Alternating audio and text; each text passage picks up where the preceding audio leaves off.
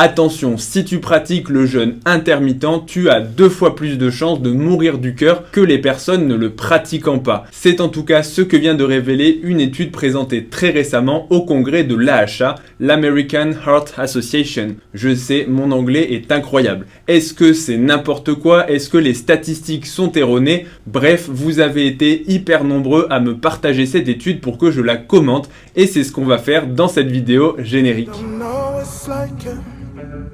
I've been on the side too long, don't know my pain's a nightmare.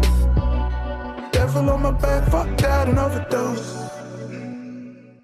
Allez, avant qu'on commence ensemble le décryptage de l'étude, je vais te poser une question, ou plutôt deux. La première, est-ce que tu pratiques le jeûne intermittent? Et la deuxième, à ton avis, comment est-il possible que le jeûne intermittent soit associé à une mortalité 2 fois plus élevée sur le plan des décès cardiovasculaires, c'est-à-dire toutes les morts d'infarctus, de crise cardiaque, d'AVC, d'insuffisance cardiaque? Comment peux-tu expliquer ça? Dis-moi tout ça en commentaire et ensuite je te donnerai mes hypothèses. Mais fais-le bien sûr sans tricher, sinon la vidéo sera moins intéressante. Pour donner un petit peu de contexte à cette étude qui vient de faire un véritable raz-de-marée dans le milieu de la nutrition et du fitness, des chercheurs chinois ont voulu déterminer s'il y avait une association entre la mortalité à long terme et l'horaire des prises alimentaires, ou plutôt la période des repas, c'est-à-dire est-ce que les gens consomment leurs repas de façon rapprochée dans la journée, ou à l'inverse, une alimentation plus traditionnelle avec des repas espacés dans la journée. Le jeûne intermittent avait jusque-là été préconisé comme un mode d'alimentation qui avait de nombreux bénéfices sur la santé et ça avait même été étudié de façon scientifique avec des études qui avaient comparé une alimentation traditionnelle au jeûne intermittent sur des critères comme notamment la perte de poids, l'amélioration du profil métabolique, l'amélioration de certains facteurs de risque cardiovasculaire, la glycémie, le taux de cholestérol, etc. Et les résultats jusque-là étaient plutôt bons. Mais ce qu'il faut noter, c'est que ces études avaient ce qu'on appelle des critères à relativement court ou moyen terme. Ça veut dire que on ne s'intéressait pas aux critères à long terme, c'est-à-dire sur plusieurs années, mais à la fin de l'étude, en général plusieurs semaines ou plusieurs mois. Et oui, les études avaient jusque-là montré des résultats plutôt encourageants sur le plan général et notamment sur le plan cardiovasculaire. Mais comme l'ont dit les auteurs, on n'avait aucune donnée jusque-là sur les effets du jeûne intermittent sur le long terme. Cette étude a donc été designée afin d'analyser la mortalité à long terme à partir de 20 000 participants qui avaient accepté de participer à une cohorte, c'est-à-dire un suivi nutritionnel et à remplir leur questionnaire alimentaire sur leurs habitudes alimentaires. Ils ont donc couplé cette cohorte et pour les 20 000 participants aux bases de données de la mortalité afin de savoir les personnes qui étaient mortes. Au total, ils ont analysé dans cette étude les données de 20 000 personnes âgées en moyenne de 49 ans et suivies pour une durée médiane de 8 ans avec le maximum allant jusqu'à 17 ans. Et donc, comme je vous l'ai dit, ils ont classifié les prises alimentaires avec le groupe qui mangeait sur moins de 8 heures dans la journée, le groupe qui mangeait entre 8 et 10 heures, le groupe qui mangeait entre 10 et 12 et le groupe qu'ils appelaient la référence entre 12 et 16 heures par jour, ce qui correspond en gros à 3 repas par jour, et ensuite le groupe qui mangeait tout le temps avec plus de 16 heures par jour, c'est-à-dire peut-être même qu'ils se levaient la nuit pour aller grignoter, ou alors je sais pas trop comment ça se passe. On va maintenant parler des résultats de cette étude qui ont véritablement été choquants à la fois pour les personnes présentes au congrès, pour les gens sur internet et notamment ceux qui pratiquent l'intermittent fasting qui sont complètement en train de psychoter et de se dire qu'ils vont mourir du cœur, mais aussi pour les auteurs eux-mêmes. Et je tiens à le préciser parce que c'est quand même un fait assez marquant. Les auteurs ont précisé qu'ils avaient créé l'étude en pensant montrer que le jeûne intermittent, ou en tout cas les prises de nourriture assez rapprochées sur la journée,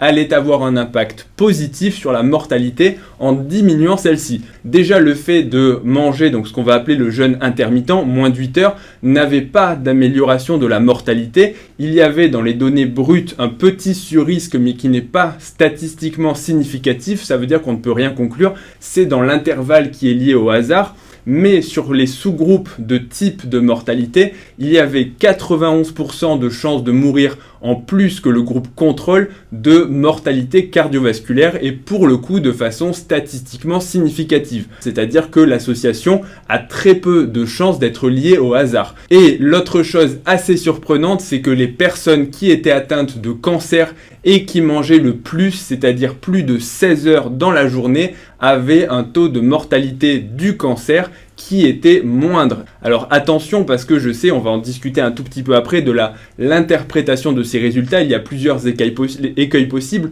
mais c'est juste pour vous montrer que les résultats bruts tels qu'ils ont été présentés ont véritablement, et je le reconnais, même pour moi c'est quelque chose de choquant puisque quand on te parle en permanence du jeûne intermittent avec les preuves et les données scientifiques que l'on connaît déjà et qu'ensuite quelque chose, et notamment une étude sur le long terme vient remettre tout ça en question, et même s'il y a des biais, même si c'est une étude uniquement épidémiologique, c'est-à-dire qu'on ne teste pas d'intervention, simplement on prend des données brutes, on peut voir qu'il y a une association statistique entre le fait de faire du jeûne intermittent et de mourir du cœur. Dans une étude épidémiologique, on ne peut pas conclure à la causalité, on ne peut pas dire que le jeûne intermittent a causé la mortalité cardiovasculaire.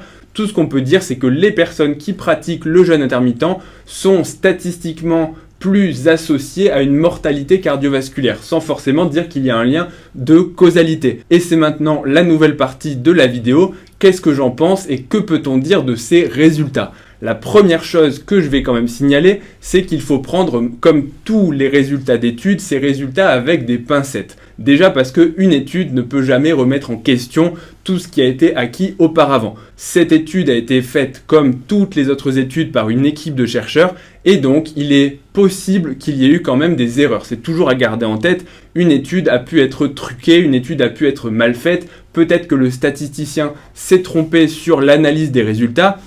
Je ne dis pas que c'est l'hypothèse privilégiée, mais je dis juste que ça doit toujours rester dans un petit coin de la tête, qu'une étude ne peut jamais faire remettre la totalité de la science en gros de façon immédiate. Il faut bien sûr la confirmation d'autres études, mais en tout cas ça va clairement donner des pistes. Donc ça c'est la première chose.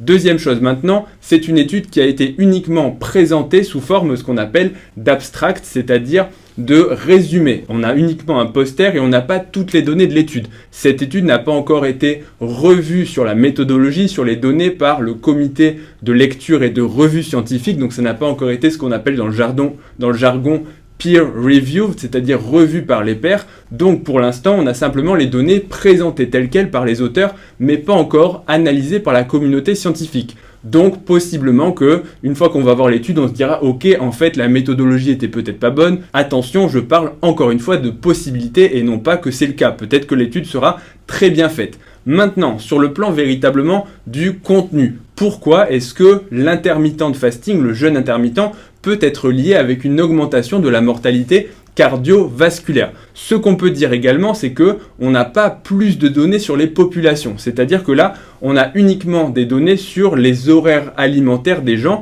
mais absolument pas sur leur état de santé, sur leur poids, sur leurs facteurs de risque cardiovasculaire. Donc, ce que je veux dire par là, c'est que possiblement, les gens qui font le jeûne intermittent vont être des gens qui sont peut-être plus en surpoids, qui ont peut-être plus de cholestérol, qui ont peut-être du diabète et qui se sont dit « je vais faire le jeûne intermittent pour perdre du poids ». Donc peut-être que s'ils veulent en perdre, c'est qu'ils sont en surpoids. Peut-être pour justement améliorer leur profil de cholestérol, leur profil métabolique, de diabète, etc. Donc peut-être des gens qui de base partent d'un stade avec plus de facteurs de risque et plus de maladies, ce qui en soi confère un surrisque de mourir du cœur.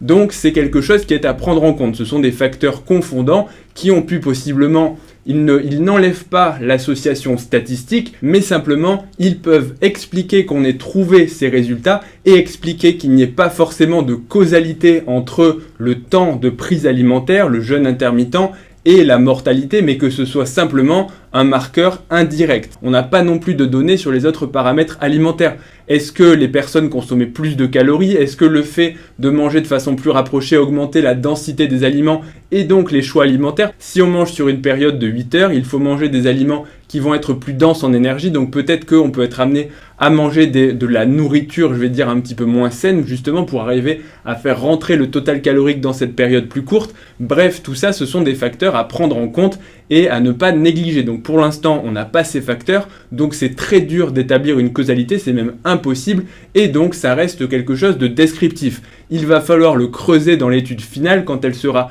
publiée avec toutes les données et toutes les caractéristiques à la fois des participants, mais aussi de leur régime.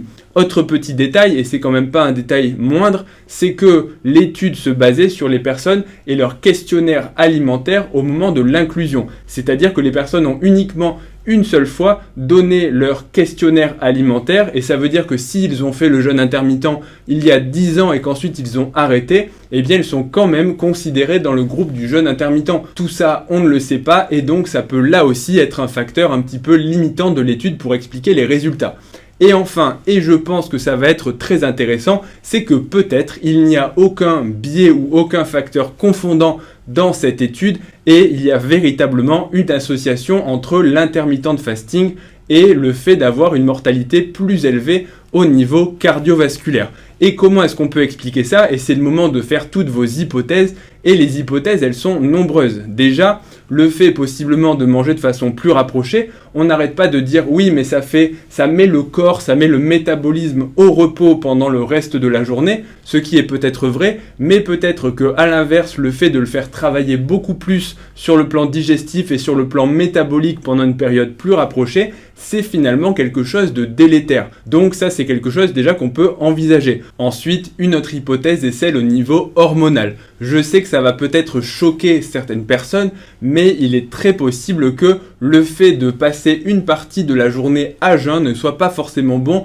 pour le cœur sur le long terme. Oui, ça améliore les paramètres métaboliques, mais si on prend le problème à l'envers, le fait de passer une partie de la journée à jeun, le corps va devoir réguler tout ça, c'est-à-dire sécréter des hormones, notamment du cortisol, du glucagon, et d'autres hormones, notamment du stress, adrénaline, etc., même si c'est possiblement en petite quantité, pour lutter justement contre l'absence de nourriture afin de mobiliser les réserves d'énergie et de fournir des nutriments pour le corps afin qu'il puisse fonctionner pendant tout le reste de la journée quand on ne mange pas. Et d'autant plus si les personnes font du sport ou de l'activité physique pendant cette période. Le corps va devoir encore plus sécréter toutes ces hormones du stress afin justement de répondre aux besoins énergétiques et de lui apporter de l'énergie alors qu'il n'a pas mangé.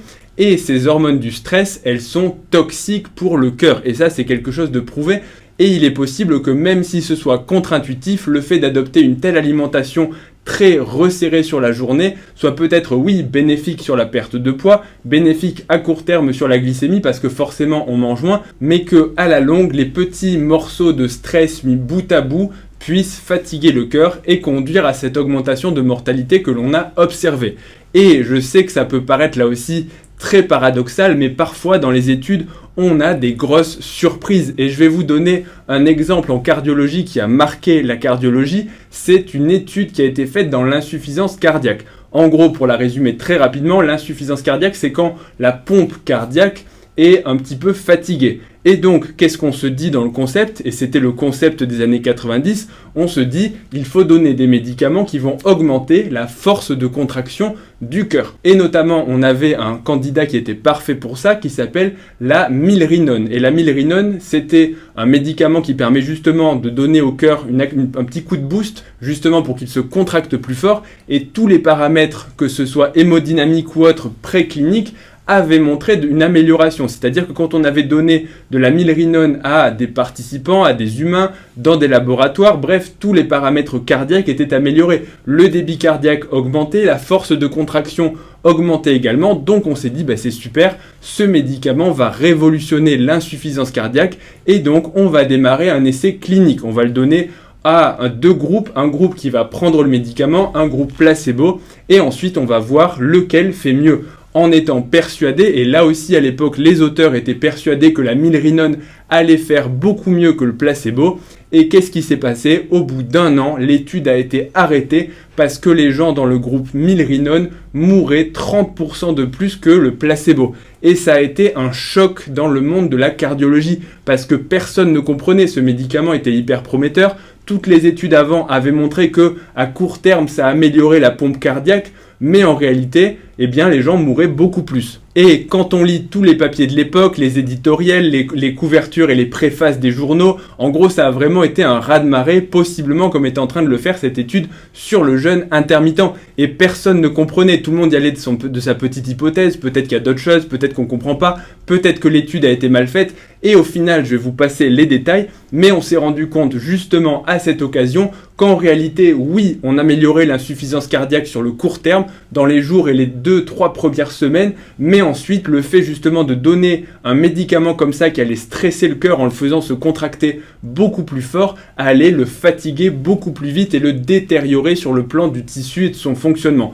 Donc au total, non seulement cette étude a marqué un tournant, mais surtout ça a permis de découvrir une autre classe de médicaments, enfin pas de la découvrir, mais de modifier son application dans l'insuffisance cardiaque, qui sont à l'inverse les bêta-bloquants, qui protègent de tout ce stress et de toutes ces hormones du stress, adrénaline, etc., en protégeant le cœur, alors que jusque-là, on disait, mais attends, les bêta-bloquants qui justement diminuent la force de contraction du cœur, c'est totalement contre-indiqué dans l'insuffisance cardiaque. Si tu faisais ça avant, tu étais un criminel. Et aujourd'hui, on a montré que non seulement c'est pas criminel, mais surtout ça améliore la survie des patients de beaucoup. Donc comme quoi, des fois, des études comme ça, épidémiologiques ou autres, sont des pavés dans la mare qui vont faire changer, d'abord qui vont faire réfléchir, parce que d'abord je vous passe les 3-4 années où il a fallu se dire mais où est-ce qu'on a merdé, comment est-ce qu'on peut expliquer ça. Donc ça va donner des pistes de réflexion, ça va donner d'autres études et on va peut-être comprendre pourquoi est-ce qu'il y a cette association et qu'est-ce qu'il faut modifier afin